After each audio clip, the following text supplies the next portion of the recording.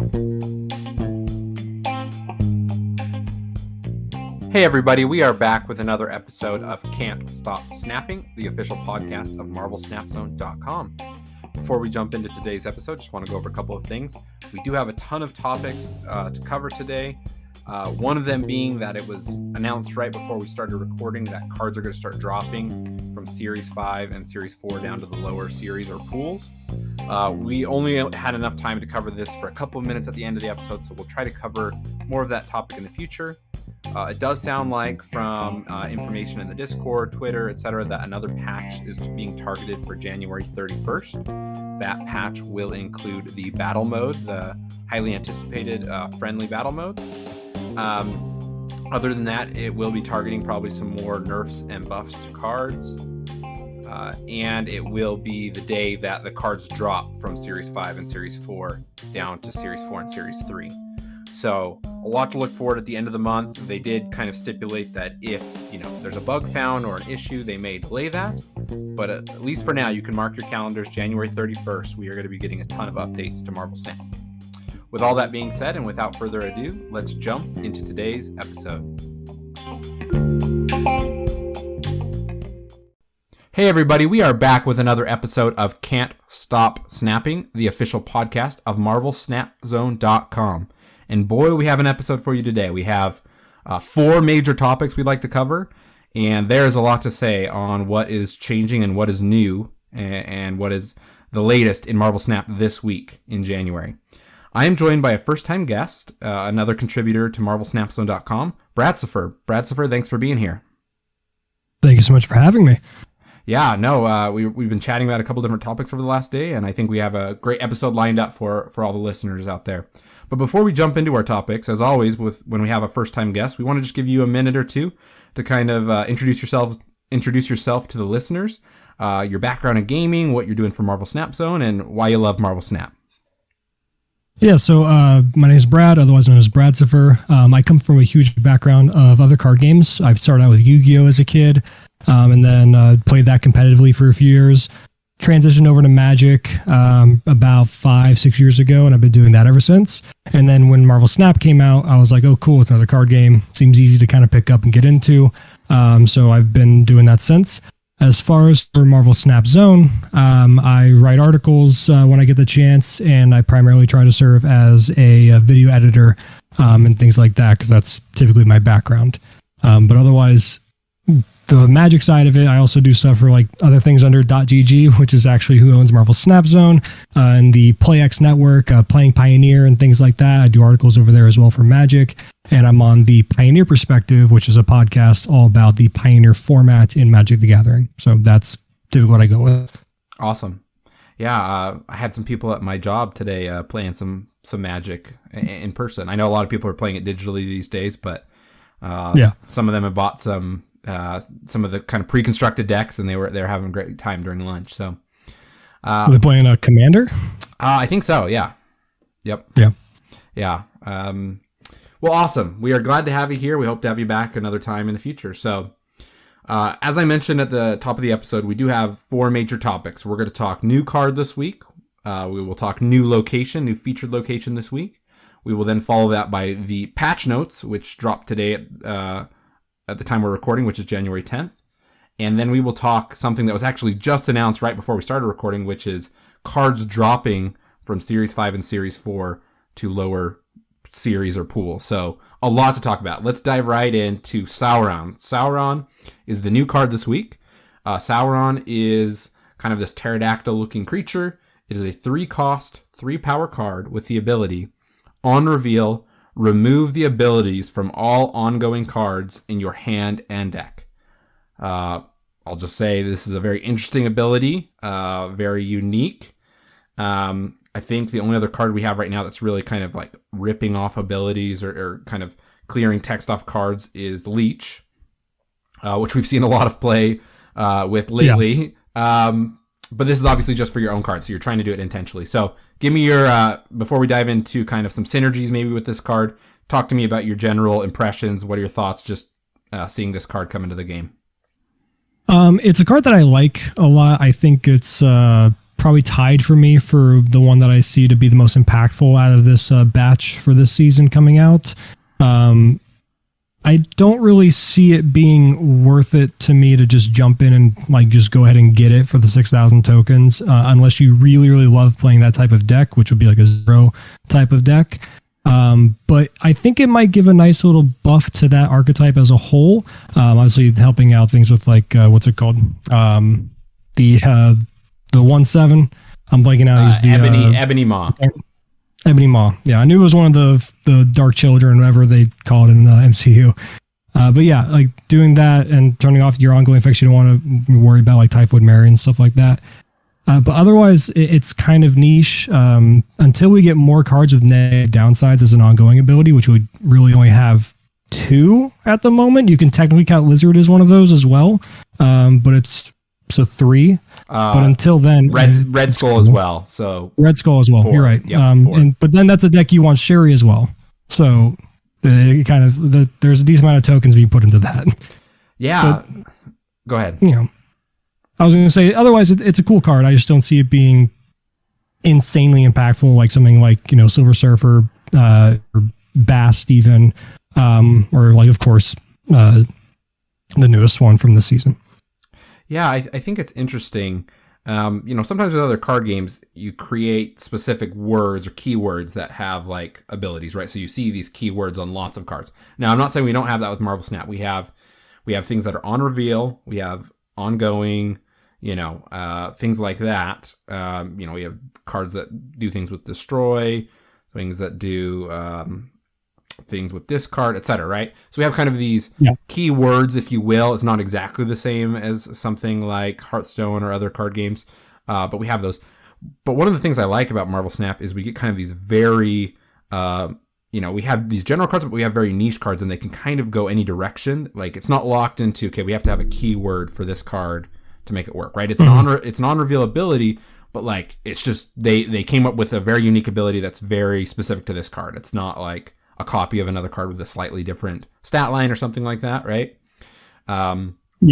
It's very unique. I think you said it's probably one of the stronger cards this month. I think it can play into the synergies you're talking, but I almost wonder, this is my personal opinion, you don't have to agree with it, but I think some of the other cards we may be getting later have more versatility, right? They may not be as strong in the area they play, but maybe they can be played in more decks, if that makes sense. So you kind of have to balance those two, right? Yeah, like I think some of the other ones have a bit more plug and play feel to them, like Dazzler and the other one, the Shayna. I think those have a bit more plug and play, a bit more versatility in terms of what decks they can be played into, especially the on reveal one, that Shadow King. Shadow King, yes. That one is probably the most versatile of them all. So the Sauron is definitely a lot more niche, but is probably the most impactful, second to Shadow King, not counting Zabu because that's season pass.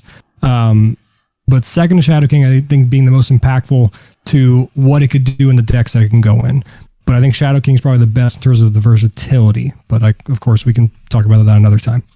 Yeah, I think you make a great point. I think it plays into, you already talked about it. It plays into kind of the 0 archetype, right? You're trying to use 0 to negate the negative abilities of Ebony Maw, Lizard, Typhoid Mary, Red Skull, and kind of lay these high stat cards, right? They're kind of the best stat lines for the costs you can get, but you remove those abilities. Yep. Obviously, it's like a 0, but for all 4. And it's unique because it can be in your hand or in your deck, right? You don't have to like line them up, play 0, and then play the card right after. On turn 3, you slap down Sauron, and then you're free to play these cards when you want, right? Yeah, and I think that's the impact of it. That's like something that's pretty impressive for a card. I think that's why it could be so impactful for that deck, because how many times do you play that deck and you just draw 0? And that doesn't necessarily make or break the deck, because obviously the deck has some plan B to it. Typically like Venom to go in and eat up like Typhoid Mary or Red Skull to make sure you get rid of the downside, and then you can Artem Zola the Venom to go into their lanes to try and win that way. Of course, that is a thing that you can still line up with, and that's great. And obviously Shuri is a powerful card to help double that power as well. But being able to have a second effect that's similar to 0 to help you get along the way of like, not having that awkwardness of like, I have to time how I zero. I have to figure out like when I play, if I'm holding it to like turn 4 or even turn 6 to just go zero Red Skull, which that might be what you have to do at some point. You kind of lose out on that awkwardness, and you can kind of freely play your cards like you want to. And that makes your curve way better. Yeah, no, 100% agree. If you have a deck, again, it's expensive right now if we're talking collector's tokens. I don't have Shuri yet. She's not one of the ones I purchased. But if you have Shuri, Sauron, and Zero in a deck, right, you kind of have 3 enabler cards, right? Because maybe you don't get Sauron or Zero, but you can use Shuri to buff up that card. So even though Red Skull still is buffing your opponent's cards, you have 30 power, right, at a location. So you're pretty guaranteed to win that location. And so I think it can be very helpful. Also, something worth mentioning a little bit more is that Ebony Maw, right, with Zero after turn 3. Yeah. Ebony Maw can't be played after turn 3.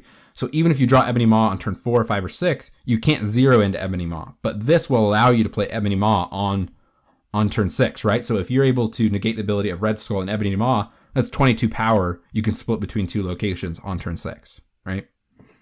Yeah, and it's funny, you were talking about how like it gives you 3 different things or 3 different cards that can kind of help with your game plan. These enablers, right? And a lot of the decks that we see feature on the tier list here on Snapzone, or just cards or decks you see on the ladder that are super effective. Things like Electro Ramp, Bayro, stuff like that, like Mr. Negative as well, like Negative Surfer, have all these cards that are in 3s of enablers. Negative Surfer has Bast, Mr. Negative, Silver Surfer. Electro Ramp has Psylocke, Electro, and Wave to help get to your big cost stuff. She-Hulk has She-Hulk Bayro has the She-Hulk, Leader, Arrow, and Death.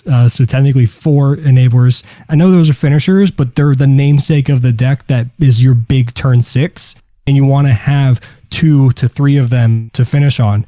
So getting that 3rd enabler for Zero, which we're seeing rise in the ranks on the ladder and as well as the actual tier list, is going to be massive for the deck and its impact on the metagame, because the success that we've seen in decks in the past is based on that rule of 3. 3 enablers to kind of get going and make sure you can compete and have the most consistency. Yeah, I think that's a great point. Yeah, I think Sauron is a very interesting card. I think I agree with you. I would not save up 6,000 collector's tokens and buy this when it's first available. It'd be one that I'm going to wait till it drops, right? So either I get it in pool 4 or I even wait till it's in pool 3. Not because I don't think it's powerful. I just think there are other things that I'm looking forward to add to my collection that I think will have more versatility first, that I'm willing to spend the credits on, or the tokens. But overall, an interesting card. And I also think, we've had a lot of cards like this with Silver Surfer, Zabu being season pass cards, right, in the last 2 months. These cards only get better when you have more cards added that work with them, right? Of course. If you're a big Zero player, you can get it, but otherwise I wouldn't. Yeah. Eventually we may have a 3-cost card. We don't have a 3-cost card with like negative ongoing ability in the same way. We don't have a 6-cost card with a negative ability, right? They may fill in these spots in the curve with this later, which only enables it more, right? So yeah, exactly. So time will kind of show us how some of these things may improve. But shifting our thoughts from the new card this week, let's talk new location. The new location this week is an interesting one. I think it's one of those locations that may get a little out of control, for better or for worse, in the next couple of days. I don't mean that like completely negatively, just meaning there's so much that can be done. It feels kind of like what's the one that inverts your cards? It's Mr. Negative, but it's a location. I know what you're talking about. It's like the satellite for like around the Earth. Yeah. Peak. Is it the peak? The peak. Is it the peak? I think so. It's something with peak in the name. Also, or like, what's the other one that was kind of crazy? Lamentus 1, right? There's these things, these locations. The peak, Lamentus 1. There's some of the featured locations we've had in the last couple of months that it just feels like people are going to come up with some crazy stuff and climb some serious levels on the ladder in the next 2 days. Yeah, and so I agree. So I'm alluding to this. I guess I should actually say what the location is. The location is Altar of Death, and it reads, when you play a card here, destroy it to get +2 energy next turn. And the way that's written, and the way I understand it is, every time you play a card here, you destroy it. So you can play 2 cards there and get +4 energy on your next turn. Again, let me just hear, what are your general thoughts, impressions of this before we dive into all the synergies and thoughts? So it's funny how you mentioned Lamentis as another like impactful location similar to this that like it reminds you of. And I think a similar deck is one that's going to immediately benefit from it. Obviously, destroy decks that want their things destroyed, like putting down a Bucky Barnes and just like we've seen that with Death's Domain, right? Putting down a Bucky Barnes, or you're playing against someone's destroy deck and you see them do that, and you're like, oh, of course I'm going against this deck. But this is one that you're going to want to be taking advantage of. And not only that, if you're playing the Bayro version with Arrow, She-Hulk, and things like that, like Leader, that's going to allow you to play pretty much all those finishers that you want to get a hold of in the same game. And you can probably have some different deck constructions. Ramp decks as well, Electro Ramp, playing Electro on that, having it die, getting the +1 energy every turn on top of that, and then the 2 the next turn. So on 3, you get 6 the next turn, so you can play 3 6-drops, or 3 6-drops, right? Yeah. And the next for that game, that's incredible. Like just Doctor Doom, like Leader, and then like Odin, that's a win for most decks, right? Unless they Cosmo it or whatever. So this is gonna have some really funny lines and interesting play patterns that I have a feeling it's going to feel like Lamentis 1 after a little bit, and kind of where, I don't know if you had this feeling, but I know a lot of people I've seen online, and myself included, I was kind of sick of the location when it was featured for that week or so. And I think this is going to have a similar effect on me. It's going to be cool at first, but it's going to its welcome pretty quickly. Yeah, I think Marvel Snap fans could agree that some of these locations, it turns into the longest 48 hours of your life. I know, it feels like a week. Yeah, every time, and I'm like, this has been around for at least 5 days, but it's been like a day and a half. So, again, I've enjoyed some of those locations in moments, right? I wouldn't say that I haven't, but yeah, I think you point out a lot of interesting things. Let's talk synergies more, like you were saying. I mean, I think Death has a great synergy with this card, obviously, or this location. Yep. I think that's very clear. Destroy decks, things like with Deadpool, right? You can destroy kind of that guaranteed, like Death's Domain, you can destroy Deadpool over and over again, but you're also getting +2 energy every time you're doing that. Yeah. So it's almost like a Deadpool ramp deck, right? Oh, I can't wait for the games where you get the labs or whatever to cop the cloning labs, and you still like go Deadpool cloning lab, and then you're like, okay, Deadpool, like every single time. And then no, it's insane. I mean, then maybe you have Moon Girl, and you keep like, you play. Yeah, I don't even want to think about it. See, this is what I'm saying. This is going to get out of hand, and I'm going to be sick of it by the first 3 games. Yeah. Electro, I think, has another obvious synergy here. Yeah. Just like Death's Domain, you destroy him, so you don't have his negative downside, which is you can only play 1 card a turn. But you get that +1 max energy, and because you destroyed him, you get +2 energy on the next turn, right? So 3 6-drops. That's just insane. Like that is like that should win games. And I'm probably, if I see an Electro drop on this location, I'm probably gonna retreat. I don't want to stick around for that unless I have counters in hand. I don't need to see the ending of this movie, basically. Yeah, I know where we're going. I know what I'm gonna see. Yeah, another one you brought up that I think is interesting is She-Hulk, right? Because She-Hulk's cost starts at 6. It drops by 1 for every 1 energy you didn't spend on the last turn. So you can do things like you could play cards into Altar of Death on turn 5 and still potentially have her for free on turn 6, right? If you play a 2-cost card, now let's see. Now I have to do some math. If you play a 1-cost card into Altar's Death on turn 5, you would have 4 energy left over plus the 2 energy you generate in the next turn, right? So maybe I'm doing this wrong, because you would still get the 6 energy on turn 6. Man, you would get a 5-cost reduction first, so she would drop to a 1. You'd have 8 energy on turn 6, so you can play her for 1 and then have 7 energy left over to just kind of do whatever. Yeah. Thank you. I should never do math on live TV like this. Not the No, you're fine. But yeah, exactly that, right? So I think she has a kind of an extra buff. Like you get the buff because, maybe you skip turn 5 or only play certain things on turn 5, so you can get her for a lower cost on turn 6. And of course, if you've played Moon Girl, you have 2 copies of her. But then it's like you can do that even if she's still 1 or 2 costs and still potentially get a 6-cost card out, right? Without that's what I'm thinking. Barrow's going to be like the all-star deck, right, for this location. And honestly, I would maybe consider. Oh man, I kind of want to do like something weird, like an Infinite style deck with Electro, and like just in like Electro, She-Hulk, and like Moon Girl, and like just try to like get a big turn on turn 4 because you're gonna have 6 energy, right? Mm-hmm. And then just do nothing on 5, and then drop like multiple She-Hulks, the Infinite, and like something else. Like that seems gross to me. It might be a bit too much, rainbows and sunshine kind of thing of like setting it up, but I gotta at least try it. Yeah, right? I mean, it sounds great, right? Like I think a couple more synergies I'd like to bring up briefly. I think Professor X is worth talking about, right? Yeah. You can locking this down is awesome. Yeah, you can potentially enable him if you were to play a 0 and a 1 cost card on turn 1. You would be able to play him on turn 2, which is kind of insane. Now, I do have a question. The wording says when you play a card here, destroy it to get +2 energy next turn. So if you were to play Professor X on it, you would not get the energy, correct? Because it says you have to destroy it to get the energy. It's not just playing it here. Yeah. Okay. So you wouldn't get the extra buff from playing him there, but being able to lock down the location, I think. Especially is worth its own right. I mean, you can play him to any location, but if you're playing him on Death's Altar, maybe if you don't have initiative and your opponent goes first, then their cards get destroyed, and then you can lock it down and they can't play anymore there, right?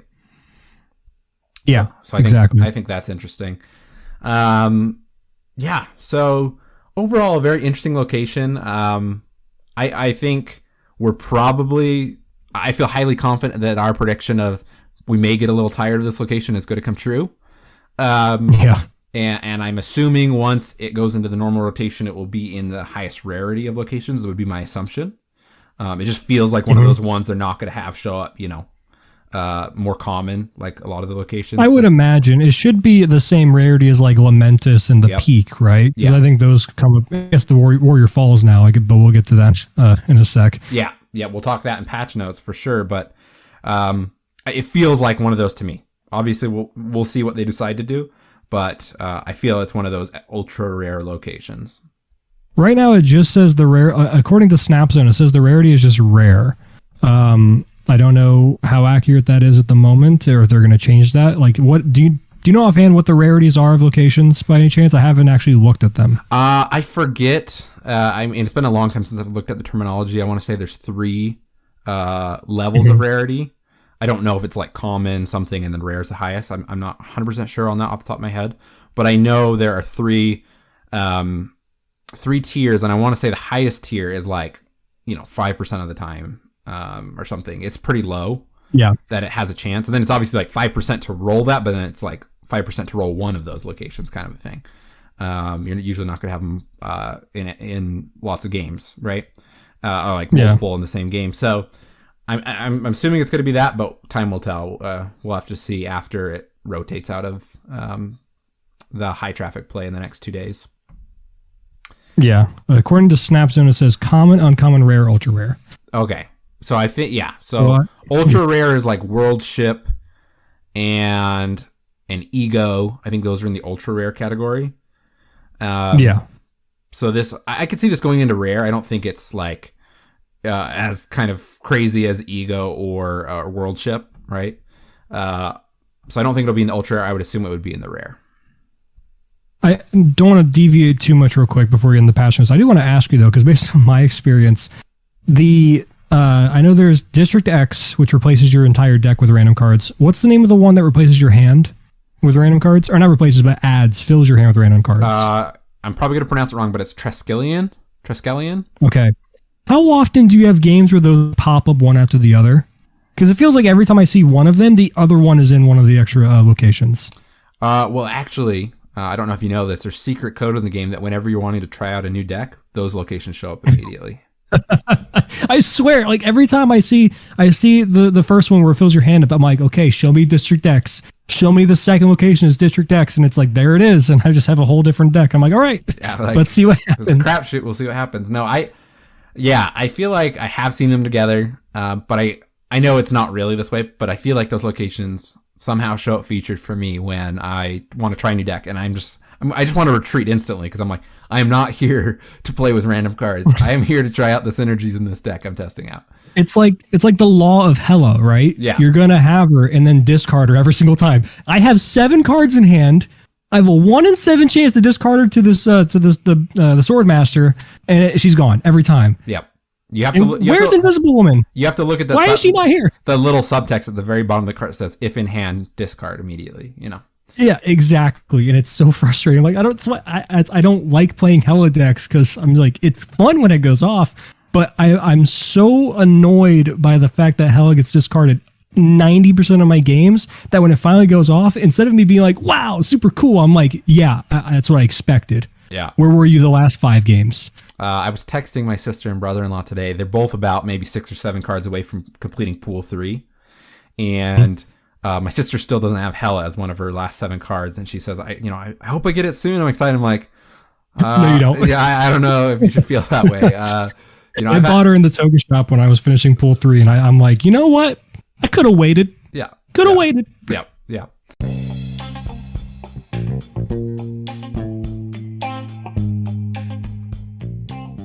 Hey all, I wanted to take a quick moment to talk to you about MarvelSnapZone.com. Marvel Snap Zone is a one-stop shop for everything Marvel Snap on the internet. They have new articles nearly every day that cover deck building, strategy, card breakdowns, etc. They have a great collection tracker tool and a deck list builder that works off of that collection tracker so that you can know what decks you can build with your current card collection. They have guides and deck lists for all level of players and all collection level of players. Make sure to go to MarvelSnapZone.com and check it out now.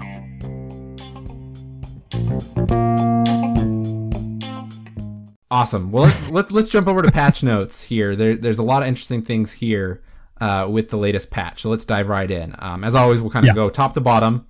Patch highlights, new feature. Artist credits. You can now tap the variant label above the cards in your collection to see information about who the illustrators are. What are your thoughts on this? I'm excited for it. Okay, again, I come from playing Magic, and there is a huge tie-in to having a love for artists that are featured, and Magic's prominent for that. Magic cards on the very bottom left, if you don't know or don't play the game, always showcase and say the name of the artist who drew the piece or created the piece. And people have favorites. That happens all the time. There are people that like try to play commander decks that are entirely consisting of a particular artist and only those cards, right? It doesn't have to have like a specific theme, but there's like, yeah, that's cool. And everyone has artists they like to, like get drawn to. Like a lot of people like Seb McKinnon, even though he had some issues personally that people didn't agree with or whatever. So whatever, like Johanna Voss, like those kind of things are big, prominent Magic the Gathering artists. So it's amazing for me to see this come up in another game that I love because I want to give credit to artists. And we have some like Dan Hip, like everyone knows like the Dan Hip variants. People like try to make those like the chibi variants where they want to have like the same, like you've seen that, right? With like decks of like only chibis or only Dan Hip cards. And now you can kind of have another element of that where it might not be as prevalent because some of these artists might not be featured as much, but it's great to know, like, I'm going to keep a lookout because I love this art style and I want to see if this continues or I get another card from this artist that I like. Yeah. Yeah. And it kind of gives you that opportunity without having to go to a website like Marvel Snap Zone and look up the artist. You can, you can go find that artist on Twitter. You can follow them. You can support them in their career, which I think is awesome. Very excited for that. And it shows illustrator and stuff too, right? It's not just the artist. It's like everyone who is involved like in creating the art. I believe so. Yes. Like I think it has like 3 names. So that's cool too. That's another layer I like. Yeah. I want to always give credit where it's due, right? Of course. Going into general updates, we'll read through these. We may pause on a couple of these. The collection view automatically filters to your favorite variants when editing a deck. That's nice to have. Cool. When cards trigger each other in a loop that lasts too long, the game will now fast forward to the end of the loop. We're looking at you. I love it so much. And I love they say, we're looking at you, Wong, Onslaught, Mystique, Ironheart. Yeah, there's nothing worse than like sitting there and like you've lost off the first reveal and you're like maybe they don't have it kind of thing. And you kind of sit there and you have to watch this loop of Ironheart or like Silver Surfer or something like that just go through like 20 different activations, especially when they go like, Odin and that kind of thing too. And you're like, please, I know I lost. Let me leave. Yeah. But you have to sit there and watch. Yeah, that's where you kill the game and then come back in after it's resolved, hopefully. But or I don't know. Does it make you? I don't think it makes you rewatch it if you kill the game, but. I don't think so. I kind of just like look away and I do something else for the next 3 minutes. Yeah. So welcome change. We've been waiting on that one for a long time. Yeah. We have a card that was originally supposed to be in Series 4 when we got the token shop, but there was some kind of bug. But Orca's issue has been fixed, and the card is now in Series 4. And just a refresher for listeners, obviously we haven't talked about Orca in a long time. Orca is a 6-cost, 9-power card with the ability ongoing plus 5 power if this is your only card here. What are your I don't want to dive into it too much, but what's your thought on Orca real quick? I wish it wasn't fixed because I'm dreading pulling this in my Series 4 like option into cash. Mm-hmm. Like especially with the news we have later to go over. But I don't think this card's good. Like Namor's not played. This is like a slightly better Namor, but I don't even know if you can call it that because it's a 6-drop. So I'm not a fan of it. I don't think it's going to be very good. I personally think that Namor is one of those cards that needs a buff because it just isn't really played much at all. And I would think Orca in the same vein, but when they announced this card, I was like, oh, Namor's not getting a buff at all then because they're just fine with it. Yeah. I don't like the card. I think it's not the strongest card. It's like Giganto or Giganto, however you pronounce it, right? When it has its buff, it's 14 power for 6 cost. But ooh, Giganto. Oh, it's not. Damn. I forgot it's not ongoing. It's just the text.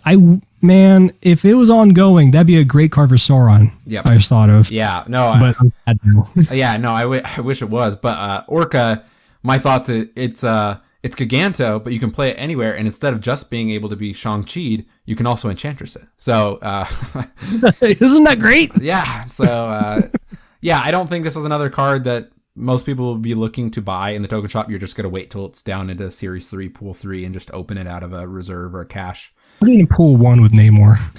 Yeah. That's what it should be. But we will see what people try to work out with Orca.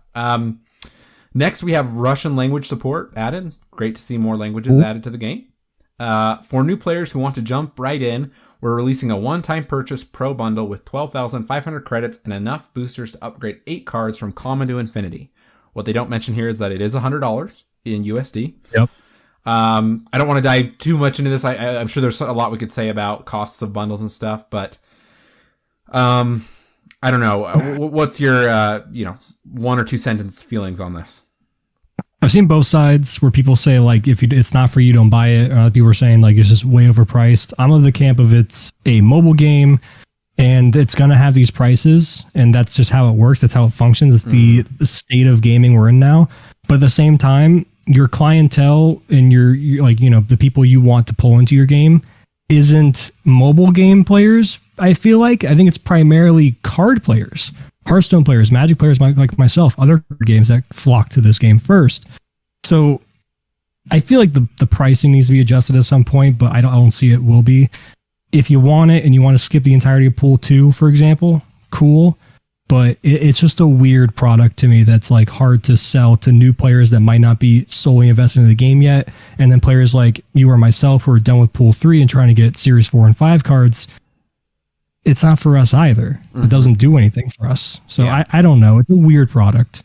Yeah. It like technically will speed up some things, but it also like it doesn't feel like it's speeding up because it's like you're using real money to buy one currency that will allow you to get other currency, which is tokens, right? It's like it just kind of feels not like. And how many tokens would you even get in 250 levels?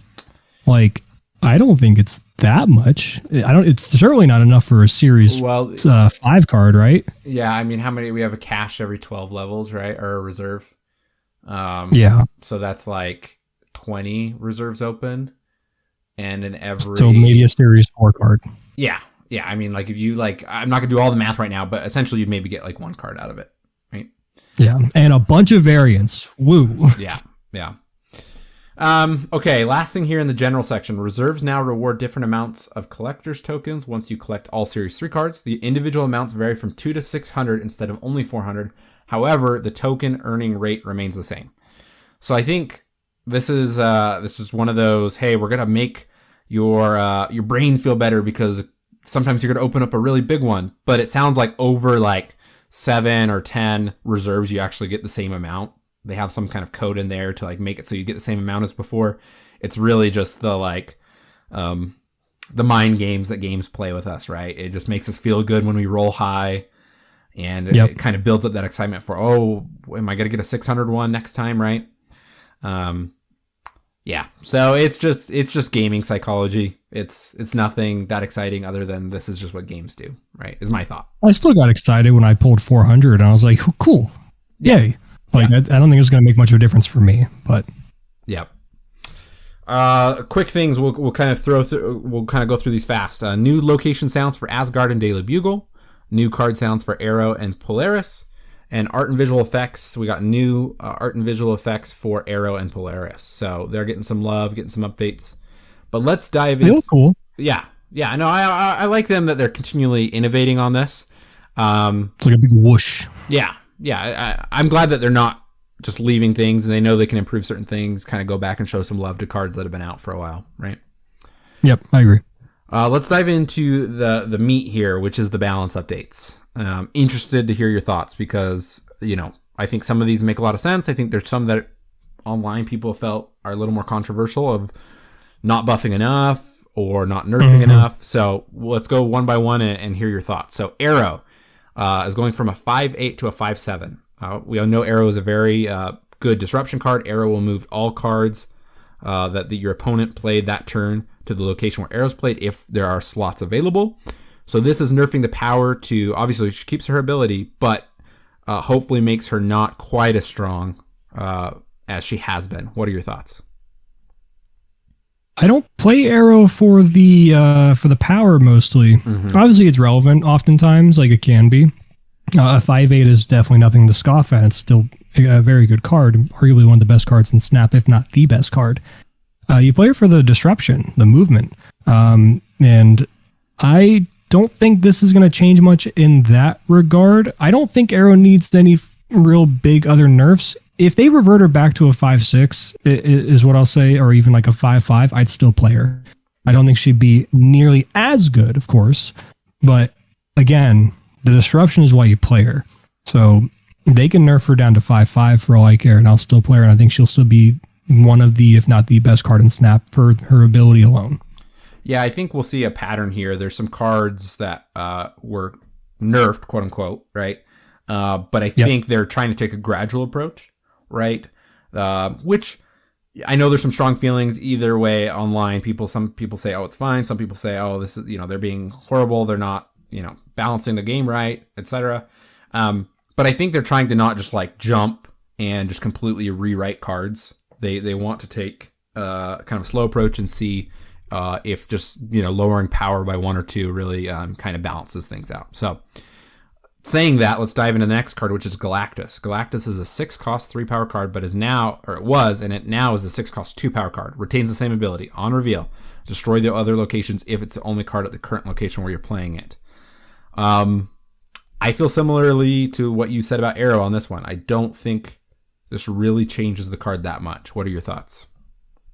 I mean, I've seen the talk around saying this is actually a buff, and I've actually been swayed to kind of agree with it a little bit, because the big thing about Galactus is most of the time in these decks, you do not want priority or initiative or whatever you want to call it. And this makes a pretty big deal, because now you can't have your big null or anything like that, or your big finisher draw to end the game get, hit by Enchantress, if that's relevant, or Shang-Chi more importantly. And then on top of that, the other line that you usually have is like Wave on 3, Galactus on 4, Spider-Man on 5, Big Thing on 6. And this reduction of 1 power doesn't matter, because now you're forcing your opponent to say, okay, can you beat me with whatever you played on 5? More often than not, no. So I don't see how this does anything. I don't think Galactus is really a card that needs to be really adjusted in its like ability or what it does. I think it's a cool idea, but I understand people can get annoyed with it. It's also just really usually telegraphed, and as people get, as we get more people into Pool 3 and, you know, approaching the higher levels of Pool 3 or finishing Pool 3, they're going to be more familiar with this. And that issue that they claim of it's sometimes not telegraphed, I think it is. I think they're wrong in the developer comment. And I think that's just the fact that there's not enough players exposed to it, and that's the frustration of it. Otherwise, this doesn't do much.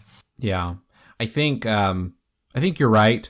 I don't want to make anybody feel, you know, upset or sad if they disagree. You're welcome to disagree with their thoughts, but you know, if you see a wave on 3 and an immediate snap, right? It's pretty it's pretty likely that they're going to play Galactus. If you see Psylocke on 5 and a snap, similar thing could be, or sorry, Psylocke on 4 to play Galactus on 5, or if you see like Electro played in a snap immediately, right? Oh, especially with this new location too. Electro on 3 is a Galactus on 4. Yep, exactly. So if you see snaps immediately, probably the best thing to do is retreat, lose 1 cube, move on to the next game. I mean, not just, you know, there are the situations. Maybe you can play Arrow, especially with this new location, right? You could play Arrow Galactus into a different location. You could play Cosmo, right? There are counters, right? I'm not saying if your opponent has Galactus, you have to retreat. But if you don't have those counters, you don't need to go to the next turn to see what would have happened, right? Yeah, I agree. So yeah, I'd have to agree. I like the flavor of Galactus. I like that it's a unique card. No other card does anything like this. So we'll see. Maybe this is a little bit of a placebo nerf, right? Maybe some people will play it less because of the lower power, even though it doesn't really change it that much. I do want to ask you real quick, because you're talking about like the idea of like just retreat, lose your 1 cube, that kind of thing. I've had a lot of friends, because of course me coming from the background, I was like a Magic like content creator and all that stuff. A lot of my people I talk to are like within that space, and a lot of them that have jumped to Marvel Snap, a good chunk of them do not like the snap mechanic because it allows for games to not be finished, and there's a lot of retreats, and it leads to like this empty feeling for them. And I agree on some sense. I disagree on other ideas.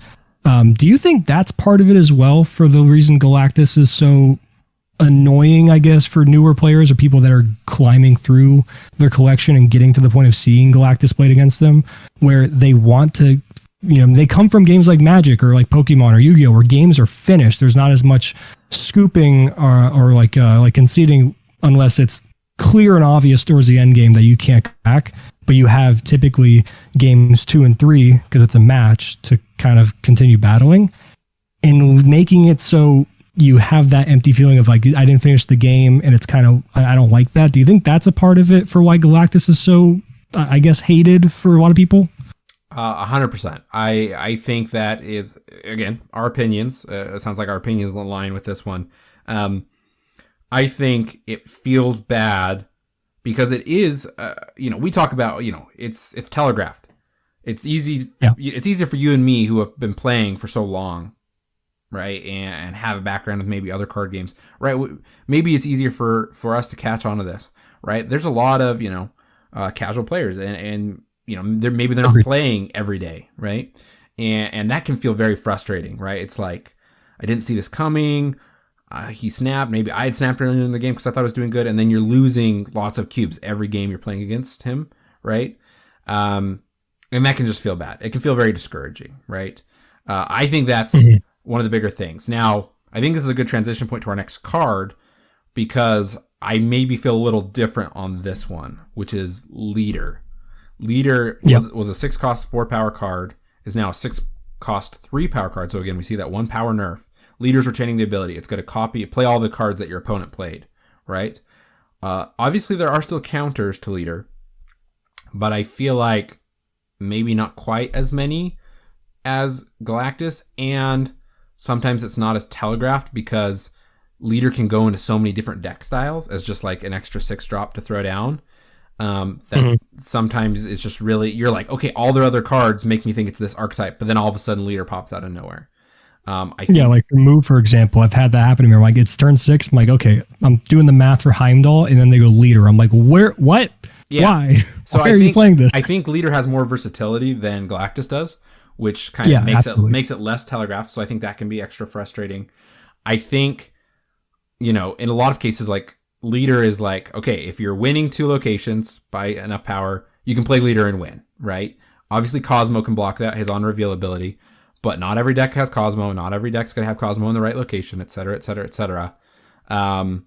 And, there are certain deck types that you're playing, right? They, like, if you have certain ongoing abilities, or you're playing something like Silver Surfer, and they don't have a bunch of 3-cost cards on their board, right? It's like, there are certain decks that play better against leader. So it's, in some ways, you could argue, it's not completely overpowered because there are counters, there are decks that play better against it.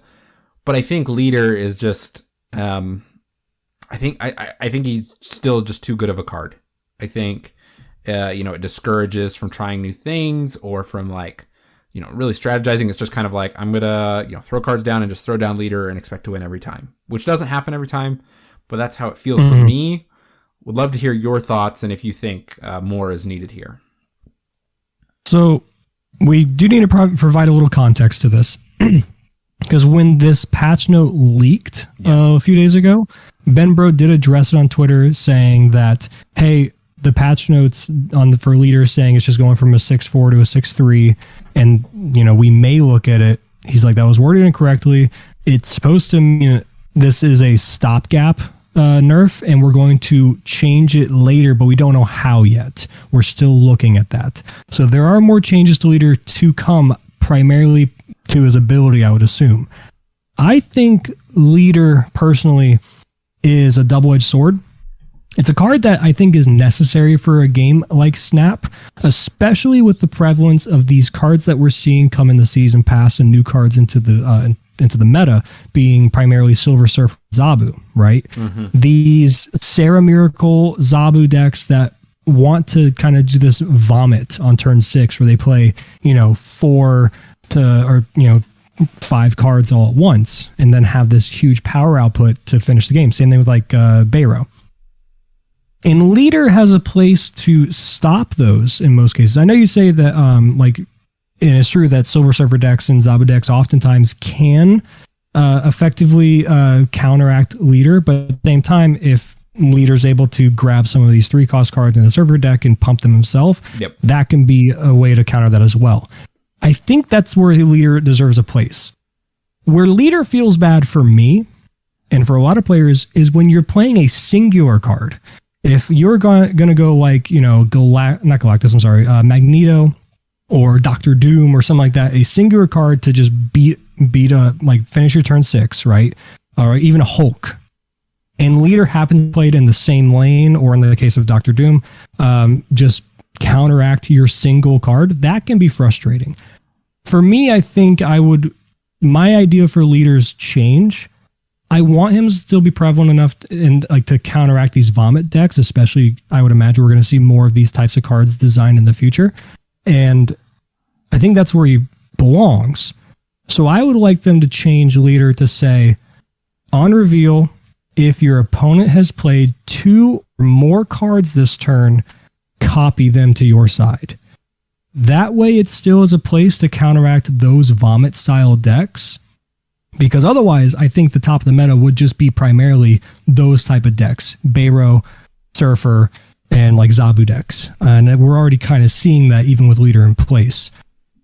But if you make it so it doesn't counteract the single 6-drop card or a single card being played, then that leaves a little leeway of no longer any field bads and not having this catch-all 6-drop to just beat any deck. It has a place, stops the vomit decks, but it doesn't stop the turn 6 Magneto, the turn 6 Hulk even, or stuff like that.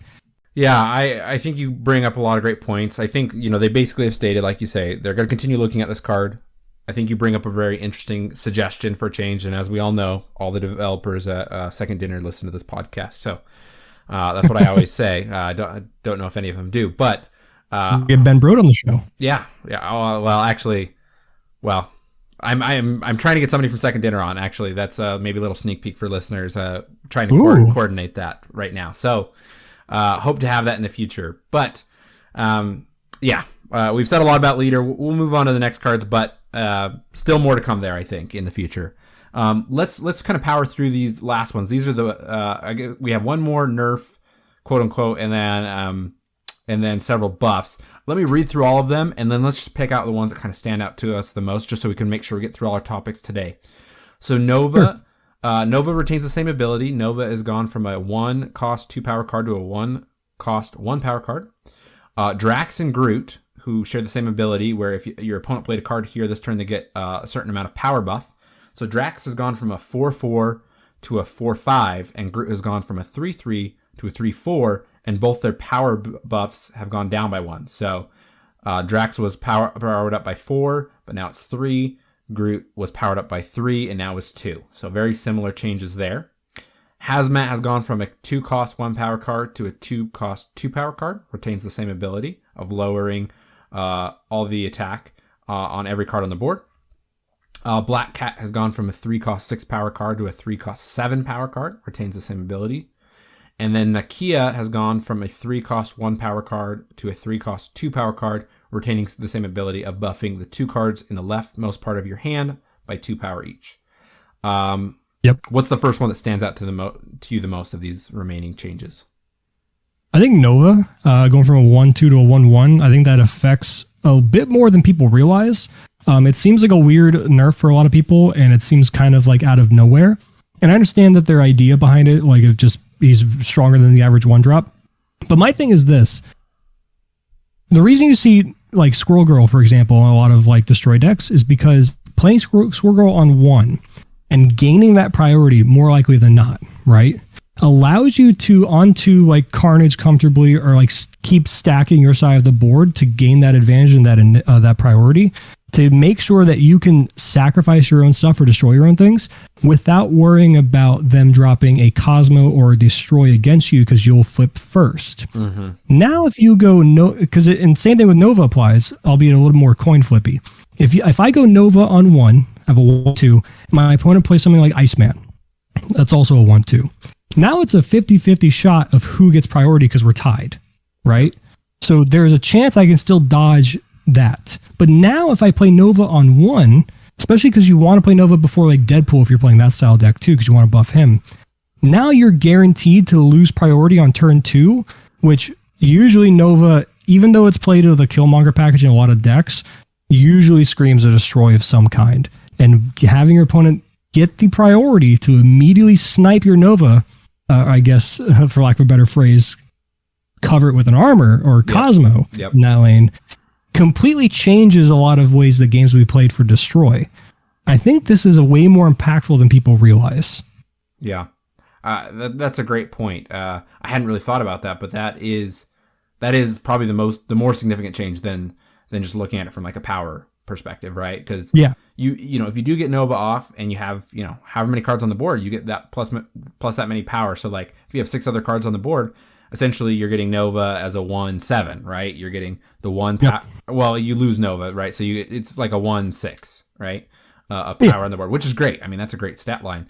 But that priority, is a significant change that could affect a lot of games and kind of nerf the destroy archetypes. The one that I'd like to bring up really quick is Nakia. And that is because I think this buff does not make Nakia very playable still. I absolutely agree. Again, going back to, I was texting, I have my Marvel Snapchat with my extended family, some of my siblings, and talking with my sister and brother-in-law today. And, they're like, oh, great, buff for Nakia. And I said, yeah, but, great, she has more power, but like, I just think it's so inconsistent by only buffing the cards in the leftmost of your hand. Because, you draw the cards in random order. It's going to be great sometimes where you have like Brood in the left side of your hand, right? You're going to get the extra 2 power on Brood, or, something that you're going to maybe Moon Girl. So then it's like you get 2 copies of it. It has more power, right? but I just think the consistency is not there. This maybe would still be too powerful, but I think I'd love to see her still buff all the cards in your hand. But maybe it's only by 1 instead of 2, or maybe she can only be played on or before a certain turn, right? So you can't like wait. I think even getting her down to a 2, if you keep her this way as like the most left hand cards in your hand, I think dropping her to 2 cost, making her a 2/1 would be more impactful than making her a 3/2. Yes, because that at least gives you some more flexibility in the hand size that you have, without it, like you getting to the point in the mid game where you just start like skipping turns or like drawing a bunch or whatever if you don't curve out. I agree with you 100%. This does virtually nothing. No one cares about her being a 3/1 or even a 3/2 now, because that's not why you play her. The same reason you don't play Scorpion for being a 2/2. You play it to hit your opponent's hand and get some kind of advantage on the board in the late game. And this doesn't do anything to help that. Yeah.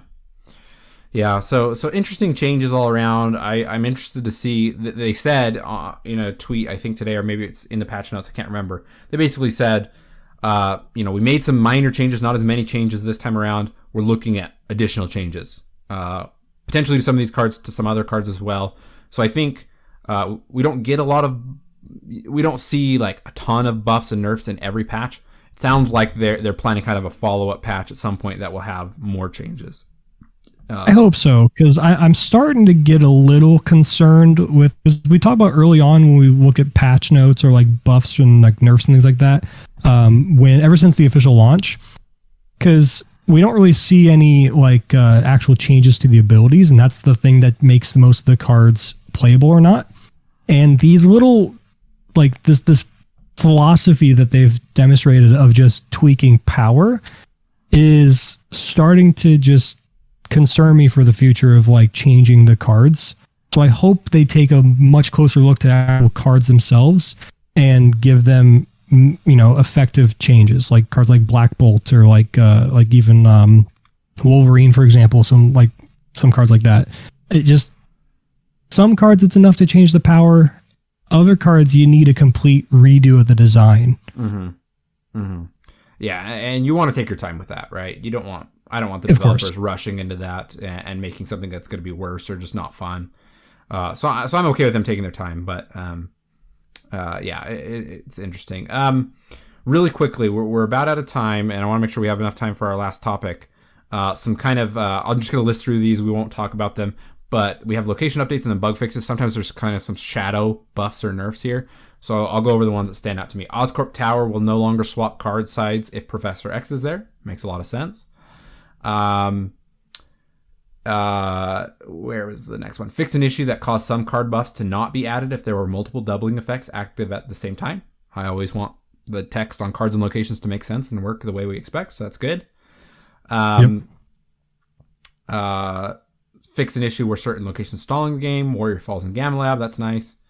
A couple more here. Updated Time Stone to grant energy even if it's destroyed. So that's kind of a mini shadow buff to Thanos and the Time Stone. So that's good to know. Let's see if there's anything else in here that stands out as kind of like a shadow. I think there was one more. There was the Attila one, right? The one where it's like they fixed it where it no longer like just causes your game to freeze or take like 20 minutes to load. That was a big one to me. Yeah, I think that was the last one that kind of stood out to me. So, yeah, some interesting changes. I always like to read through the bug fixes because there's some things we kind of miss. They're not really buffs or nerfs, but when you kind of think about it, they are. So, just wanted to cover those briefly. But let's dive into our last topic. We've only got a couple minutes left here, and so we'll just kind of highlight this.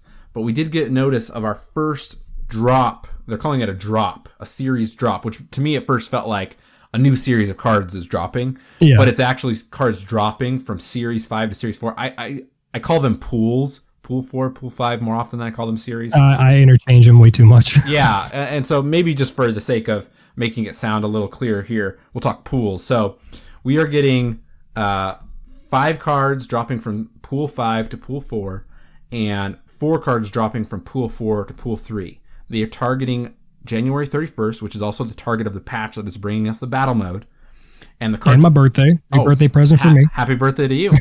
That'll be great. The cards dropping from Pool 5 to Pool 4 are Super Skrull, Shuri, Black Panther, Valkyrie, and Bast. And the cards dropping from Pool 4 to Pool 3 is She-Hulk, Absorbing Man, Titania, Luke Cage.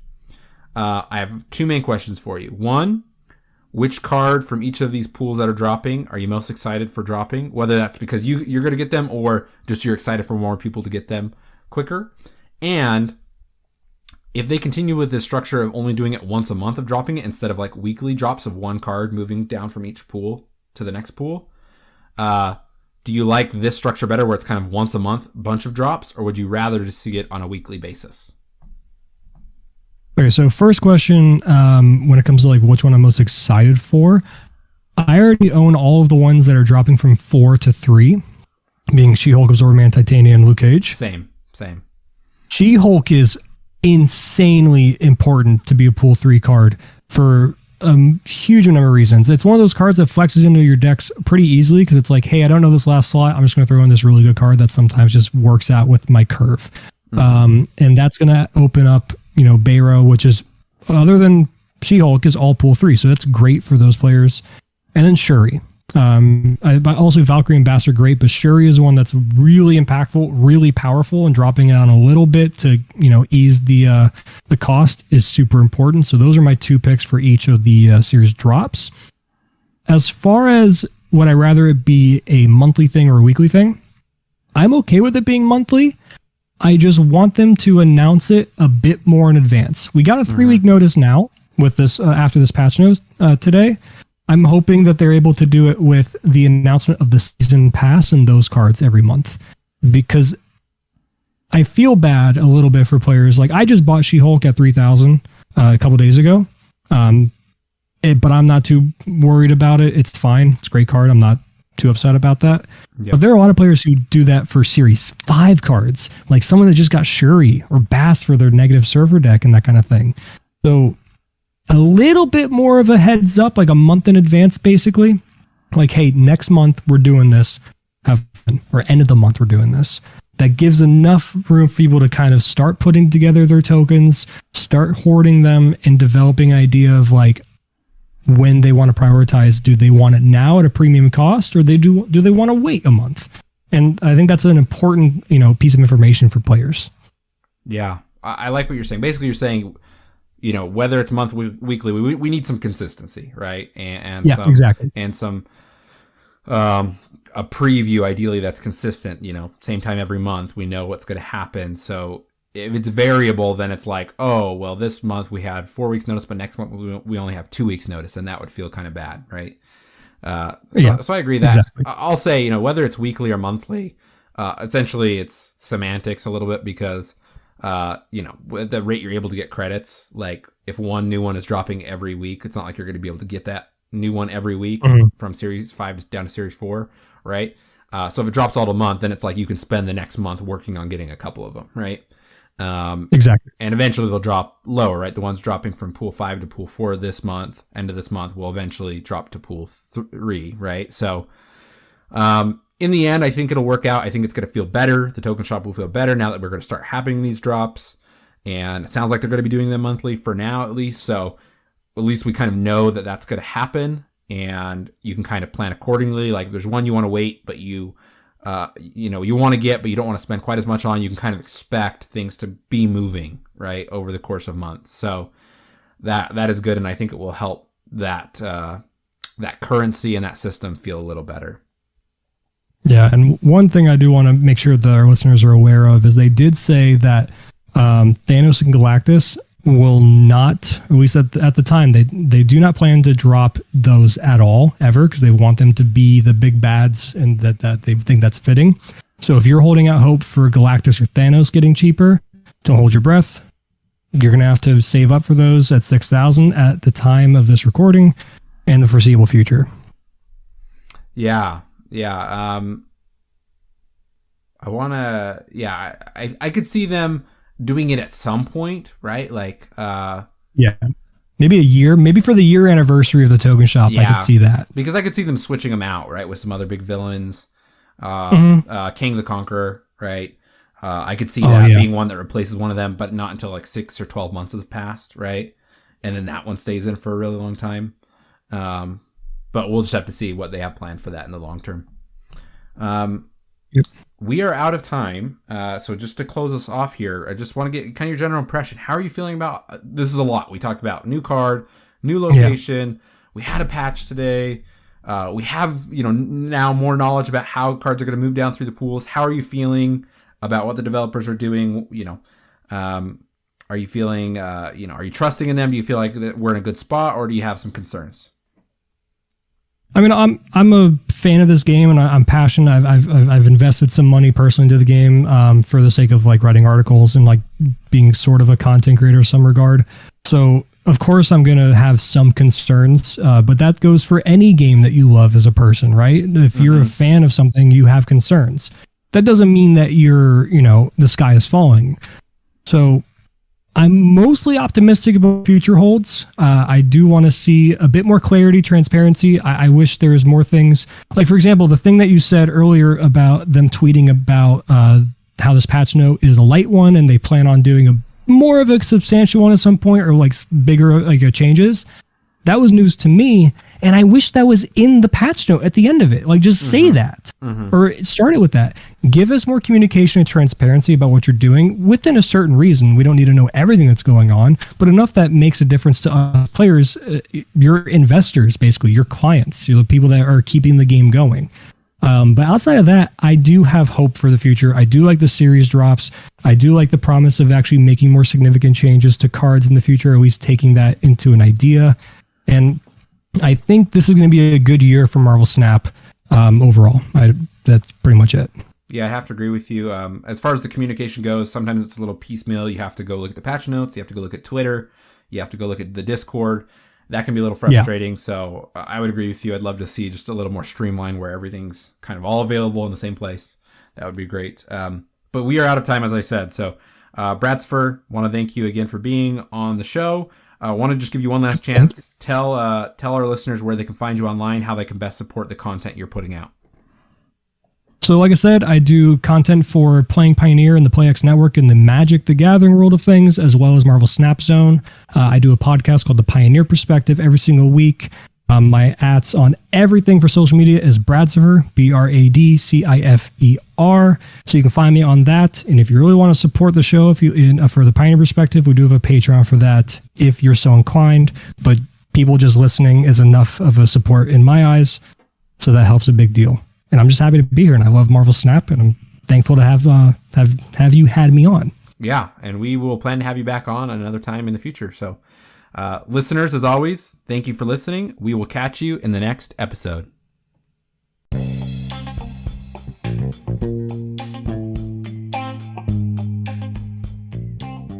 Can't Stop Snapping is a podcast written, recorded, produced, and hosted by Michael Thurman. Thanks for listening.